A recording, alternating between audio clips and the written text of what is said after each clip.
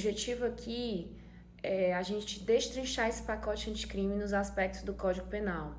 E eu quero que a gente, nessas próximas 2 semanas, 3 semanas, a gente trabalhe realmente quase todos os aspectos da Lei 13.964, que já está em vigor, né? Então, já está em vigor, já está valendo. Somente alguns dispositivos do Código de Processo Penal que não. Então, fiquem ligados, porque as provas agora podem cobrar a matéria, tá? E se teu edital estiver prevendo lá que as nuances de alterações legislativas, mesmo anteriores ao edital, que estiverem previstas como aspectos a serem cobrados, futuras alterações legislativas, você fica atento porque isso pode cair na sua prova, tá? Então vamos falar aí sobre as alterações legislativas do Código Penal de acordo com o pacote anticrime. A gente tem um acréscimo lá no que tange à legítima defesa. A gente também tem um aumento de pena, que isso já é muito batido. A gente sabe que agora o limite máximo da pena não é mais de 30 anos, é de 40 anos. A gente, além disso, também tem novos aspectos para fins de livramento condicional, previsto no artigo 83 do nosso Código Penal. Um novo efeito da condenação, chamado confisco alargado, que a gente vai trabalhar. E aqui também outra hipótese aí de suspensão da prescrição, que a gente vai trabalhar hoje também. Então, tudo isso eu quero falar com vocês, e a gente abordando todos esses aspectos, a gente termina todas as alterações legislativas do Código Penal, tá? Vocês vão sair daqui do Código Penal parte geral, certo? Vocês vão sair daqui sabendo de tudo. A gente depois pode fazer o Código Penal parte especial, na parte do roubo, do estelionato, sem problema nenhum, tá bom? Tá todo mundo me escutando direitinho? Tá dando certo? Tomara que sim, viu, meus amores? Para quem não me conhece, eu sou a professora Ruth Araújo Viana, também sou promotora de justiça, sou professora do cursinho Saber e da Nação Jurídica, tá? Estou muito feliz de estar aqui com vocês hoje e vamos começar a falar sobre as alterações legislativas do nosso pacotão anticrime, assim conhecido. Eu vou começar com a primeira delas, que a gente trabalha lá no artigo 25 do Código Penal, onde foi introduzido o parágrafo único, em que ele fala, eu vou apresentar para vocês aqui no computador, ele fala que, observados os requisitos previstos no caput deste artigo, considera-se também legítima defesa o agente de segurança pública que repele agressão ou risco de agressão à vítima mantida refém durante a prática de crimes. Esse artigo 25 é qual? É da legítima defesa. Professora, não entendi o que é esse dispositivo, o que é que ele veio acrescentar dentro do ordenamento jurídico, dentro do Código Penal.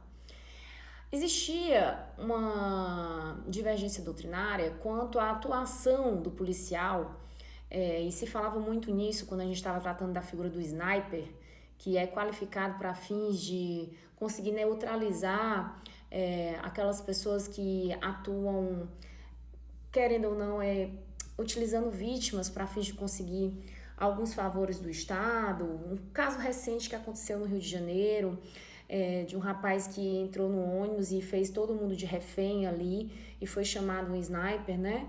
Então, o que acontecia? Havia uma divergência doutrinária sobre o assunto. Se no caso, quando o criminoso, naquela situação em que estava deixando uma vítima refém, sob risco de vida, se quando ele atirava para fins de neutralizar o agressor, se ele agia em estrito cumprimento do dever legal ou se ele agia em legítima defesa de terceiro. E é muito importante, nesse caso, que fique bem claro que o sniper, quando ele neutraliza o criminoso nessa situação, ele não age no estrito cumprimento do dever legal, porque o Estado brasileiro ele não autoriza que os policiais atuem com o propósito de atirar para matar, né? Inclusive, pena de morte é proibida pela Constituição Federal. Então, o que o legislador quis esclarecer? Ele quis esclarecer que nessa atuação, uma atuação que deve ser excepcionalíssima, o sniper, ele, quando autorizado, somente quando sendo a última conduta a fim de resguardar a vida de terceiro, ou seja, o que tem que realmente estar em jogo é a vida, né? Para fins de ser proporcional, se utilizar dos meios necessários, ele quis esclarecer que, nesse caso, se trata da figura da legítima defesa de terceiro e não do estrito cumprimento do dever legal. E como é que vai cair isso na tua prova? Vai cair um caso prático, exatamente do sniper ou de outro atirador, de um policial, e de uma vítima refém aí de um agressor. E vai te perguntar qual é a excludente de ilicitude que se aplica ao caso concreto. Se é estado de necessidade, se é estrito cumprimento do dever legal, se é legítima defesa de terceiro, né? Ou se é exercício regular do direito. E nesse caso, vocês vão arrebentar, porque a lei agora deixou muito claro no artigo 25, parágrafo único, não tem para onde correr, é legítima defesa de terceiro, tá bom? Então esse dispositivo ele veio somente para esclarecer a atuação do policial nessas situações, tá? Lá no artigo 51, veio algo que a gente já trabalhou com o STF, eu vou apresentar aqui o artigo 51 para vocês, do Código Penal, que fala que transitada em julgado a sentença condenatória, a multa será executada perante o juiz da execução penal e será considerada dívida de valor, aplicáveis às normas relativas à dívida ativa da Fazenda Pública, inclusive no que concerne às causas interruptivas e suspensivas da prescrição. Esse dispositivo, ele não alterou muito o enunciado do que já estava previsto no Código Penal. Mas o que é preciso, o que é necessário você saber para a sua prova? Que atualmente o legitimado para executar a pena de multa criminal é o Ministério Público. E somente subsidiariamente, quando o Ministério Público não faz naquele prazo de 90 dias, de acordo com a Lei de Execução Fiscal, é que a Fazenda Pública vai promover essa execução. Então, gente, é só isso, não tem uma mudança assim drástica, a gente já sabia disso, tá? Então, quanto a esse artigo 51, não tem muito o que a gente ficar batendo a cabeça aqui, não. O artigo 75 é aquele que mudou a pena máxima de 30 anos para 40 anos, tá? E não tem também nenhuma diferença, que eu aproximei porque eu ia mudar. Vamos falar agora do nosso livramento condicional. O livramento condicional, ele está previsto no artigo 83 do Código Penal. O artigo 83 do Código Penal, ele esclarece quais são os casos de livramento condicional, né? Se a gente for aqui no nosso Código Penal mesmo, já que já está atualizado, vou botar aqui o Ctrl F, gente, eu sempre faço isso para estudar, é artigo 83. Sempre faço isso para estudar, me ajuda demais. Eu tô querendo estudar sobre livramento condicional, vou lá e rapidinho coloco o dispositivo e encontro, né? Se você vê, o dispositivo do caput do artigo 83 permanece. O juiz poderá conceder livramento condicional ao condenado à pena privativa de liberdade igual ou superior a 2 anos. Isso não mudou, é a mesma coisa, desde que cumprido mais de 1/3 da pena se o condenado não for reincidente em crime doloso e tiver bons antecedentes, cumprida mais da metade se o condenado for reincidente em crime doloso e comprovado o bom comportamento durante a execução da pena, não cometimento de falta grave nos últimos 12 meses, e é aqui, meus amores, que veio a Lei 13.964 de 2019, a lei do pacote anticrime, tá?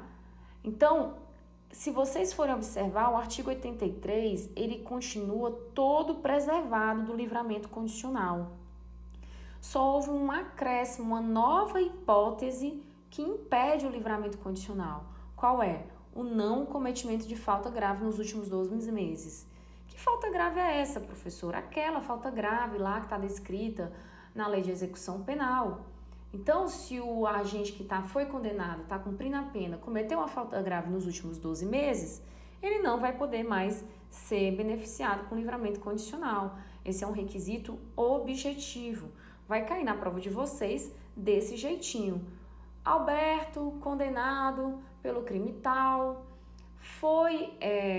cometeu falta grave no mês de outubro de 2019, quando requereu o livramento condicional em fevereiro de 2020. Pode?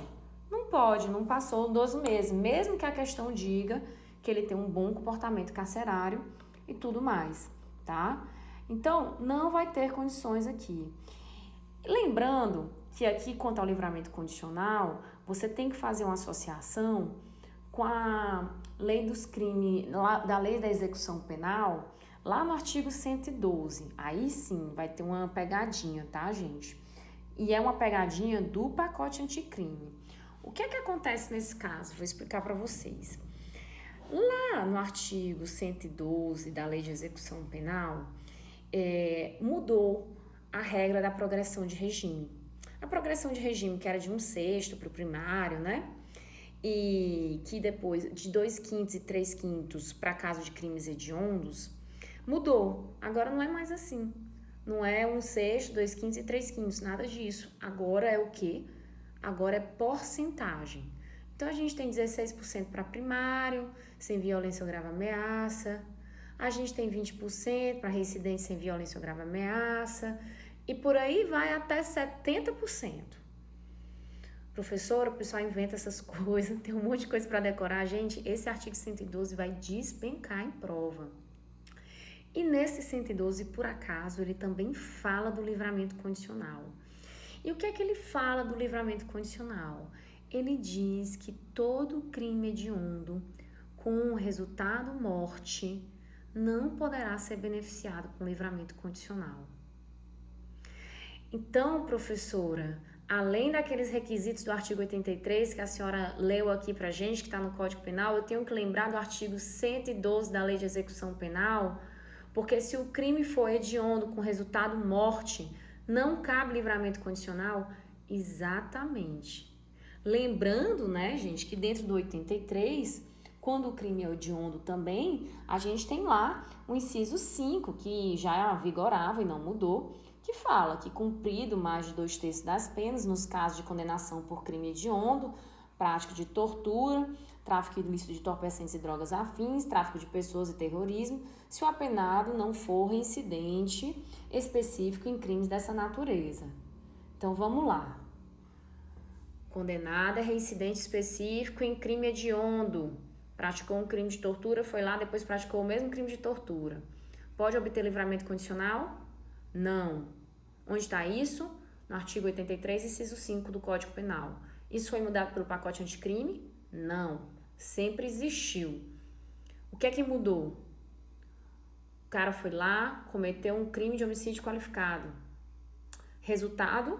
Morte. Não foi tentativa de homicídio qualificado. A vítima morreu, tá? Nesse caso, como é que vai ficar o livramento condicional? Pode ser beneficiado? Não pode ser beneficiado. Por quê? Porque o artigo 112, lá da Lei de Execução Penal, diz que nesses casos não é possível o livramento condicional.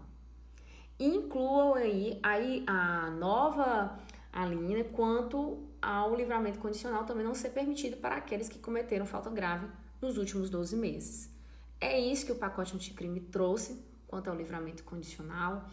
É um pouco de decoreba, para quem é concurseiro vai ter que fazer esse link, Lei de Execução Penal e Código Penal, mas não é nada difícil, vocês são super capacitados, isso é só uma questão de prática. Assim que começarem a fazer as questões, assim que os simulados começarem a vir, vocês vão tirar isso de letra, tá bom? Não se preocupem, tá? Então vamos lá. Falamos aqui do nosso livramento condicional e agora a gente vai falar do nosso lindão, o que eu acho que vai cair muito em prova.